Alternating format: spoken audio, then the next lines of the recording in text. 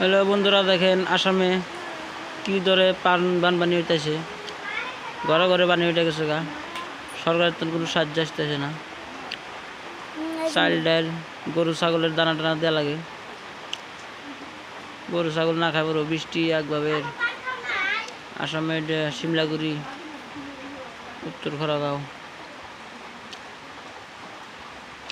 ঘরে ঘরে পানি, ঘরে ঘরে পানি। এই বাড়ির তো যাওয়ার সুবিধা নাই, রাস্তাঘাট সব ডুবে গেছে গা। দেখেন কি অবস্থা। ভিডিওটাকে বেশি বেশি শেয়ার করুন, সবাইকে দেখার সুযোগ করে দেন। মোটামুটি ঘর পার হলে মানজা পানি, এত পানি। এরকম যদি বৃষ্টি বানপানি হয় তাহলে হলে আসামের মানুষের উপায় কি হবে ভাই, একবার ভেবে দেখুন। ভাই বন্ধুরা দেখেন কি অবস্থা, বাড়ি গাড়ি কিচ্ছু চলতে পারে না,